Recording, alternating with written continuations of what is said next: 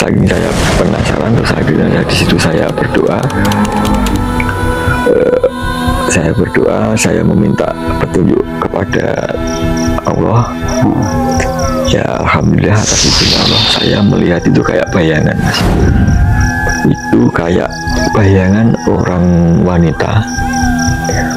Itu dia itu rambutnya apa pakai apa, Mas? Kayak sanggul apa ya? Gelung ya. Gelungan gitu ya. Orang Jawa lah. Iya.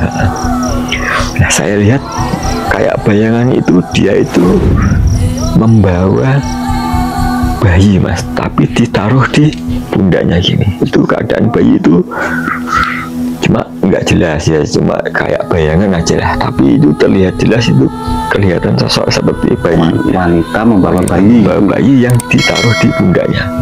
Bayi itu keadaan sudah lemas gitu loh, Mas. Ya keadaannya memang kayak bayi sudah meninggal. Saya ditelepon teman saya datang ke rumah sakit. Nah itu 2 minggu kurang lah ya, dianggap 2 minggu itu baru keluar. Dan saat yang kedua itu keluar, yang keluar itu kakinya dulu, Mas. Apa kalau orang nyungsang ya, seperti itu. Umumnya kan kepalanya dulu ya kalau bayi itu keluar. Itu dikasih obat perangsang seperti itu, akhirnya keluar itu kakinya dulu. Dan saat itu entah, kalau menurut saya itu aneh ya, Mas ya. Tapi kalau menurut ilmu kedokteran, entah mungkin itu memang pernah kejadian seperti itu apa enggak. Jadi gini, bayi itu keluar itu kakinya dulu. Waktu tinggal kaki udah keluar, tangan udah keluar, badan sudah keluar. Tinggal kepalanya, Mas. Itu kayak nyangkut. Itu ditarik enggak bisa, biasanya nggak berani narik. Intinya nggak berani maksa narik, Mas. Nah saat kejadian itu saya berada di situ, Mas. Saya cuma berada di luar ruangan teman saya itu, suami si perempuan yang melahirkan itu. Nah saat saya itu di luar menunggu proses kelahiran bayinya itu, tiba-tiba teman saya itu dipanggil sama perawat, sama dokter. Terus saya diajak masuk. Terus saat itu sama bedanya sebenarnya saya nggak boleh. Saya ikut masuk. Terus teman saya bilang, intinya minta izin supaya saya bisa ikut masuk gitu loh, Mas. Entah dengan alasan apa, akhirnya diizinkan masuk. Nah saat saya masuk ke ruangan itu, ternyata saya dihadapkan, saya dan teman saya itu ditunggu oleh dokter di situ, bukan perawatnya tapi langsung dokternya. Dan itu dokter itu bilang, ini ada permasalahan tentang kelahiran bayinya. Terus itu kepalanya belum bisa keluar.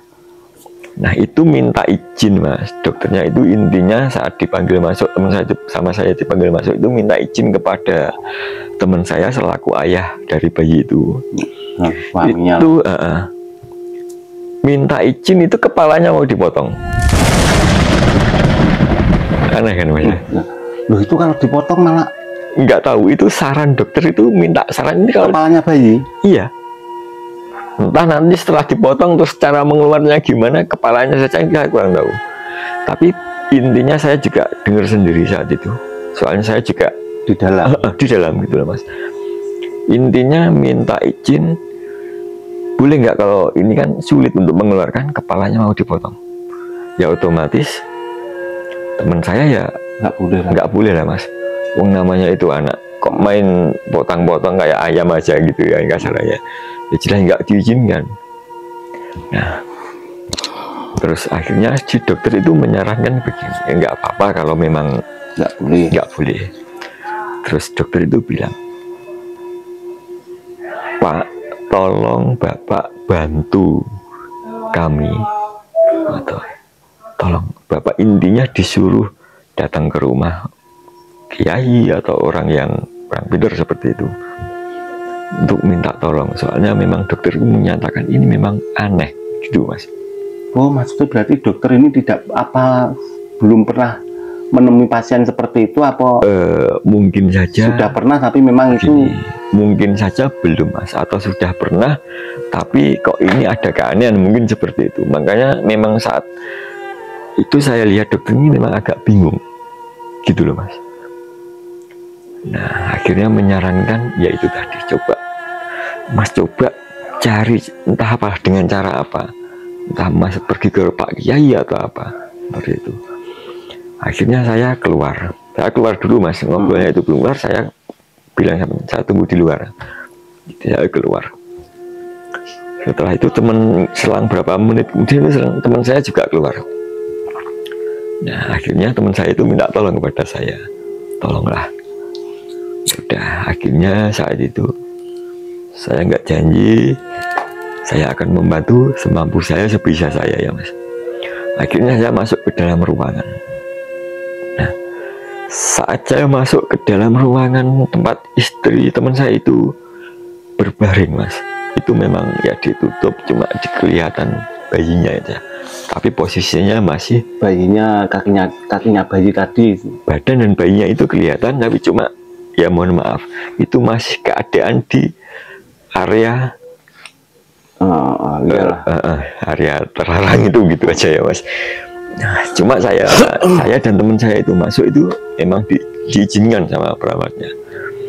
Saya masuk, perawat yang ada di luar, di dalam itu keluar semua Mas. Tapi dokternya masih ada di dalam? Masih ada, tapi saya masuk, mereka keluar, mengizinkan untuk berkomunikasi. Berarti perawat sama dokternya ini juga keluar semua? Iya. Dan saat keluar itu dokternya itu tanya sama teman saya, gimana, sudah dapat orang yang mungkin dianggap Pak Yai yang bisa membantu? Terus teman saya itu menunjuk ke saya, sudah, ini orangnya. Akhirnya dokter itu keluar, dan saat keluar dia lewat di samping saya itu, dokter itu berhenti Mas. Dia bilang sama saya minta bantuannya ya Pak, tolong, soalnya ini menurut saya ini memang ada keanehan yang di luar medis, seperti itulah keanehannya. Saya insya Allah saya usahakan gitu. Nah dokter keluar, pintu ditutup. Saya agak terkejut Mas. Di ruangan itu kan cuma ada satu tempat tidur, ada satu tempat tidur yang ditiduri istrinya tadi. Iya, itu tempat tidurnya cuma satu, itu yang buat berbaring istri teman saya itu. Dan ruangan itu kan luas. Saat saya itu ngobrol sama teman saya yang lagi itu, istrinya kan posisi saat itu saya kan berdiri tepat di deket kepala istri teman saya itu. Nah, saat saya ngobrol sama teman saya kan saya berhadapan-hadapan dengan wajah teman saya. Tiba-tiba istri teman saya itu nepuk paha saya. Saya ditepuk-tepuk. Saya lihat ada apa Mbak? Dia nggak bisa bicara, cuma dia menunjuk ke sudut ruangan yang ruangan itu gitu. Ruangan rumah sakit itulah. Kamar yang ditempati, yang saya juga saat itu berada di ruangan itu. Itu saat itu menunjuknya itu ke arah sudut sebelah timur selatan. Jadi arahnya agak serong ke timur dan ke selatan. Seperti itu. Saya melihat itu apa. Saat saya itu melihat itu, saya nggak ada apa-apa Mas.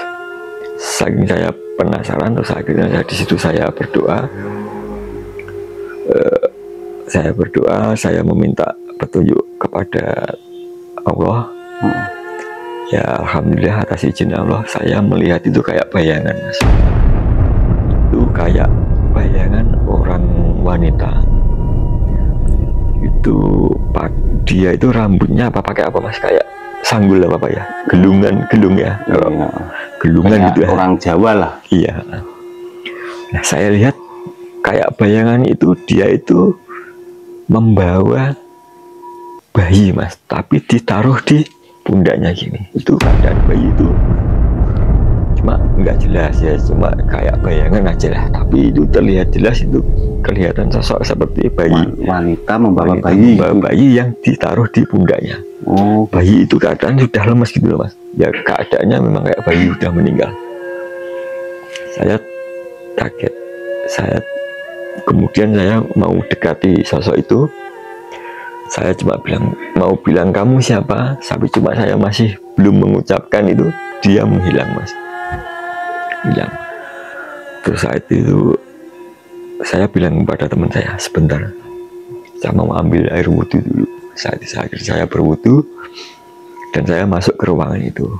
Akhirnya saya di situ, katakanlah saya berdoa lah, atau melakukan satu ritual, tapi intinya saya berdoa, saya minta pertolongan kepada Allah seperti itu.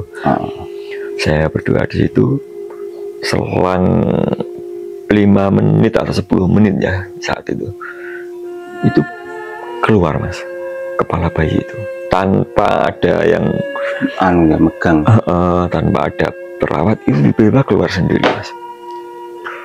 Saya teriak-teriak, udah keluar. Nah, akhirnya saya keluar memanggil perawat, datanglah perawat itu. Nah setelah itu seperti biasa dimakamkan dan nggak ada masalah apa.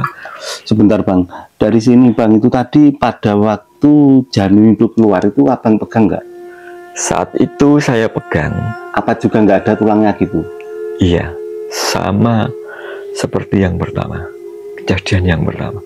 Cuma yang pertama dia laki-laki bayinya, yang kedua itu perempuan. Mohon maaf teman-teman, jadi gini ya, saya butuh butuh komen dari teman-teman yang menguasai bidang kesehatan, entah itu dokter, apakah memang itu benar memang benar nggak ada tulangnya gitu. Gini bang, monggo dilanjut bang. Akhirnya ya seperti biasa dibawa pulang, dirawat, dimakamkan, dan setelah 7 hari setelah pemakaman, teman saya itu menyuruh saya datang ke rumahnya.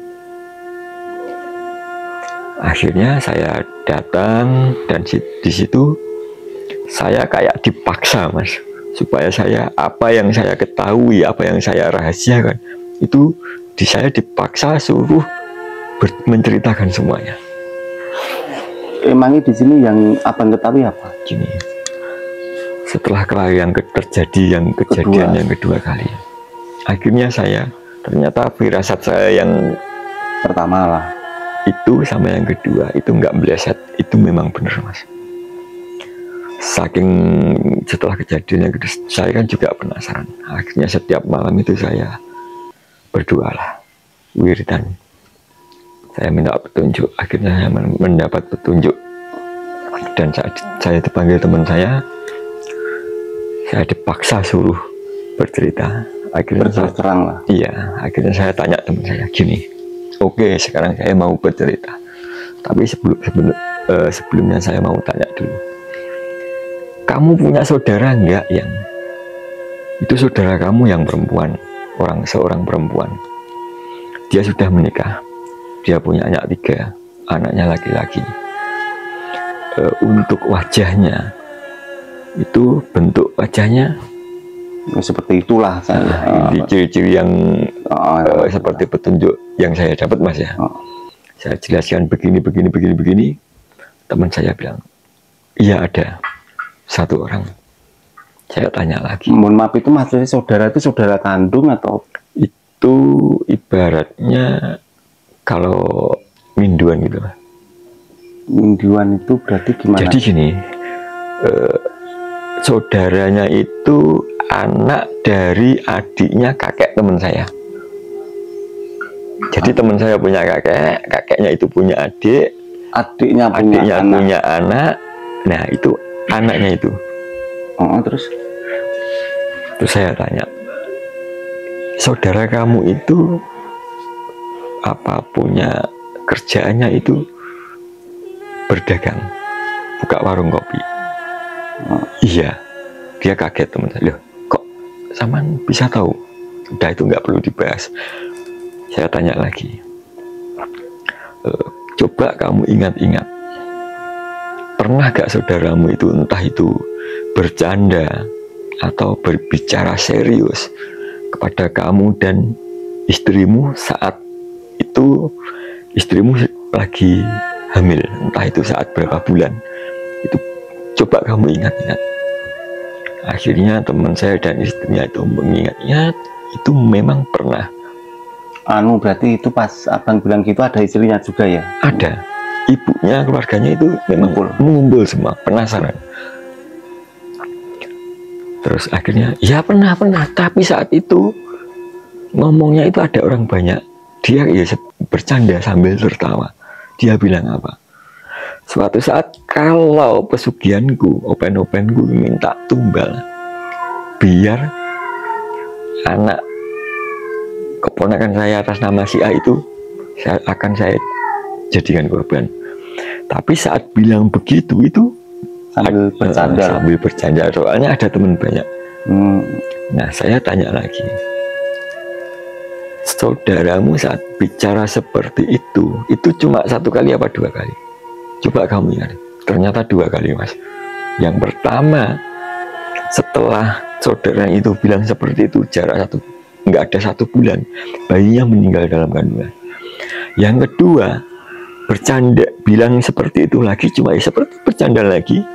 Selang 3 hari barunya bayinya itu meninggal lagi dalam kandungan. Akhirnya di situ kan saya bisa menyimpulkan, berarti memang ada sangkut pautnya dengan itu. Nah, akhirnya saya di situ dipaksa, disuruh mengatakan apakah saudara itu punya pesugihan apa tidak. Saat itu saya rahasiakan, Mas. Saya nggak mau nanti kalau saya bilang begini, akhirnya jadi ribut. Saya nggak mau. Nah, ini yang yang memang yang ganjel dalam hati saya itu berarti di saat suami istri ini dengar penjelasan dari Bang Rohmat itu responnya gimana? Ya, responnya penasaran, ya ada sedikit emosi. Apa benar ini ibaratnya kelakuannya si A gitu? Apa benar ini dijadikan tumbal seperti itu, Mas? Tapi saat itu, tapi Bang Rohmat menyebut ini ditumbalkan gitu? Enggak. Kan saya enggak, ya saya bilang seperti enggak. Saya untuk menjaga supaya enggak ada keributan di situ, Mas. Soalnya kan itu bahaya, Mas. Kalau saya katakan semua ini bisa jadi perang saudara. Kita kan juga nggak punya bukti kan? Iya, seperti itu. Juga, gitu. Terus akhirnya soalnya gini, saat itu kan ada orang banyak. Seandainya itu cuma teman saya yang laki-laki atau sama istrinya, nggak ada orang lain di situ, Mas. Itu saya ceritakan. Berhubung di situ ada ibunya, ada mertuanya, ada saudaranya yang mau diceritakan lagi apa Bang itu? Kok mau itu seandainya nggak ada orang itu tadi? Ya, saat itu kan saya masih merahasiakan.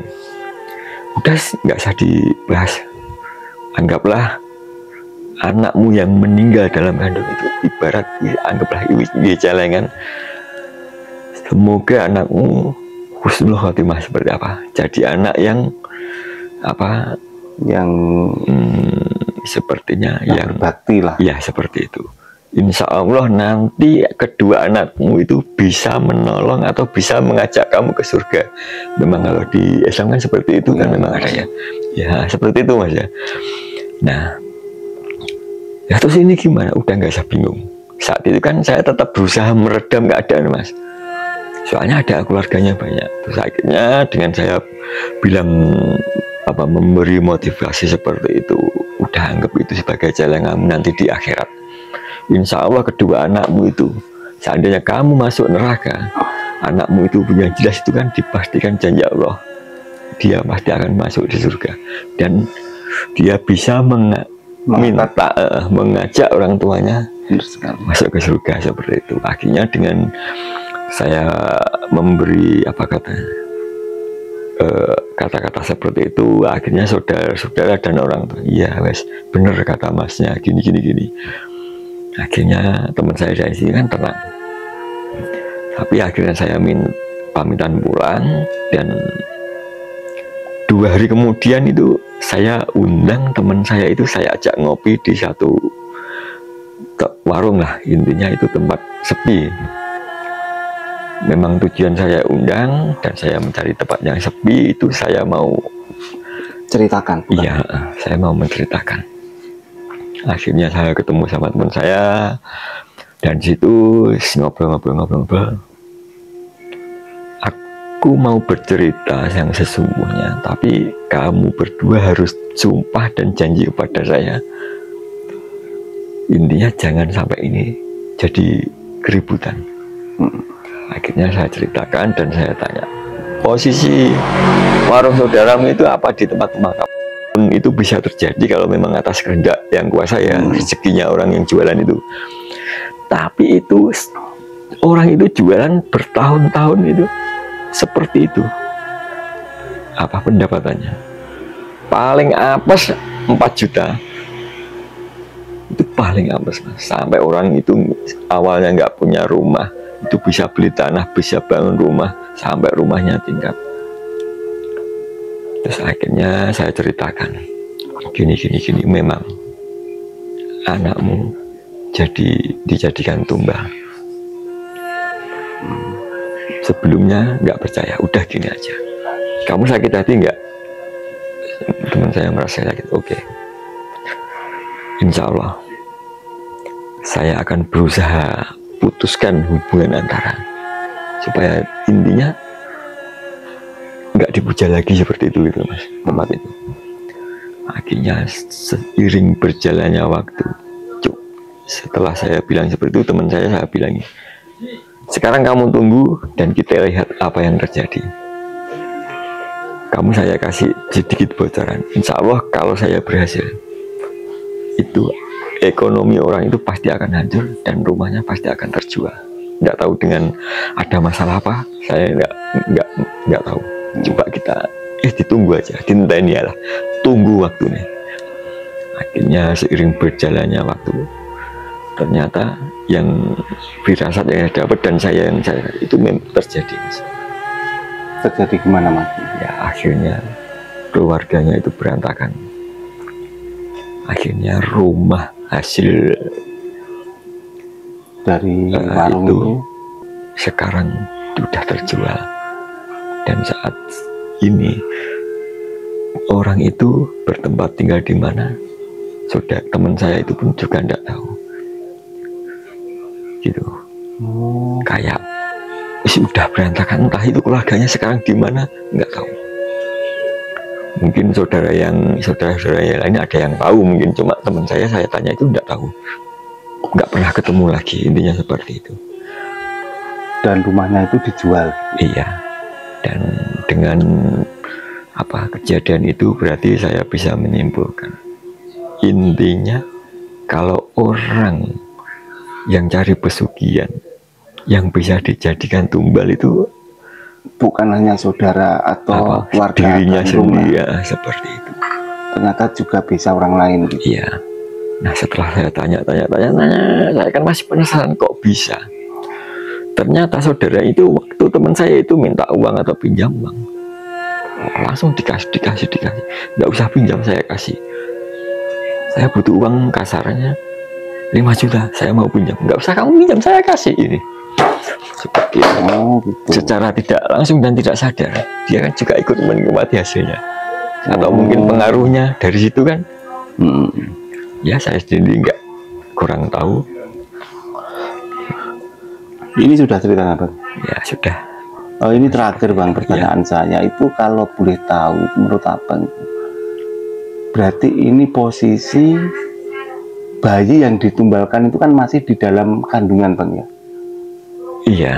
Itu nanti efeknya untuk bayi ini kemana Bang? Kalau apakah berarti itu secara tidak langsung orang tuanya nggak dosa Bang ya, nggak menumbalkan berarti ya itu ya? Kalau setahu saya tidak, Mas.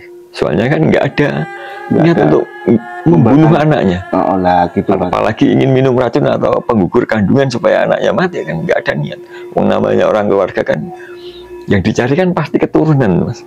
Iya enggak? Iya, seperti Mas sendiri, kalau Mas sudah nikah otomatis kan ingin punya anak. Iya lah. Seperti itu. Nah itu kalau untuk itu akhirnya kemana? Ini menurut pengetahuan saya dan menurut kepercayaan saya sesuai dengan agama kita, Mas. Kalau manusia atau orang itu punya nyawa, kalau orang sudah akhirnya orang itu meninggal, perginya arwah itu menurut orang Islam, kan, menurut kepercayaan kita sebagai Muslim, itu kan tetap ke alam barzah kalau tidak salah loh itu. Iya enggak? Jadi enggak ikut ke mana, ke jin yang menumbalkan itu enggak ya? Kalau saya pribadi yang saya tahu ya itu, kalau orang sudah meninggal, arwahnya pasti akan pindah ke alam barzah seperti itu. Kalau itu ikut yang jin yang jadi pesugihan itu, mungkin itu yang mencari gitu Bang ya. Mungkin ya, saya sendiri kurang paham, Mas. Tapi saat ini memang saya juga ingin mengasah ilmu, saya ingin mengetahui apakah benar itu. Nanti kalau yang bukan yang bersangkutan terus tetap dibawa sama jin itu, insya Allah di lain waktu, jika saya sudah mendapatkan jawaban yang real, yang bisa dibuktikan, saya akan jawab pertanyaan Mas di lain cerita yang akan. Iya, bagus sekali Bang. Bang, ini kita sudah berada di penghujung acara teman-teman.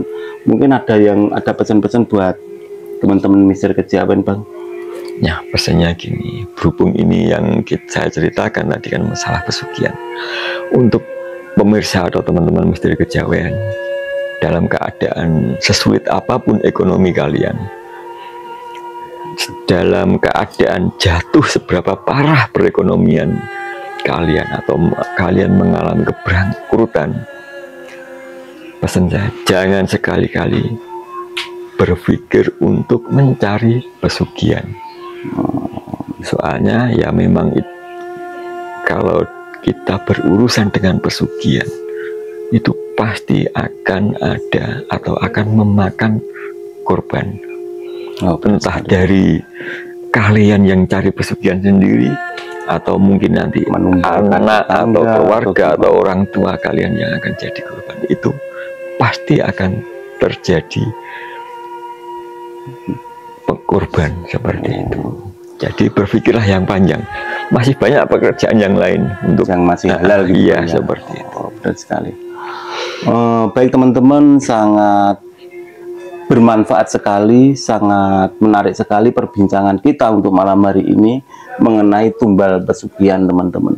Nah, di sini saya mendapatkan mendapatkan ilmu baru. Jadi gini, kalau menurut saya ambil hikmahnya untuk malam hari ini. Jadi gini, saya ambil inti dari cerita ini untuk teman-teman, kalau masalah hal gaib itu memang Allah SWT itu hanya menjelaskan tentang sedikit hal untuk gaibnya. Ada batasannya, ada batasannya manusia. Nah, di samping itu juga bagi teman-teman yang merasa hidupnya susah, yang merasa hidupnya itu berat, yang merasa hidupnya itu nggak karuan, banyak hutang, jangan sekali-kali nekat untuk mencari pesugihan gitu Bang ya. Nah, benar sekali. Nah, teman-teman Misteri Kejawen dimanapun Anda berada, di sini saya sampaikan sekali lagi bagi teman-teman di luar sana yang ingin bercerita tentang hal-hal misteri atau hal-hal mistis di Misteri Kejawen, silakan teman-teman datang ke studio kita atau WA admin di bawah ini teman-teman. Ya, atau mungkin ingin solusi silakan. Nah, silakan WA admin di bawah ini. Nah, sekali lagi bagi teman-teman yang belum subscribe, belum like, dan silakan teman-teman subscribe agar channel kita ini semakin berkembang dan kita lebih semangat membuat video gitu. Oke teman-teman, kita akhiri dulu Bang ini Bang ya. Iya. Kita akhiri dulu, selamat malam. semoga apa yang kita bicarakan ini, perbincangan kita dengan Bang Rohmat ini bisa bermanfaat dan bisa menghibur teman-teman semuanya. Oke, assalamualaikum warahmatullahi wabarakatuh. Waalaikumsalam.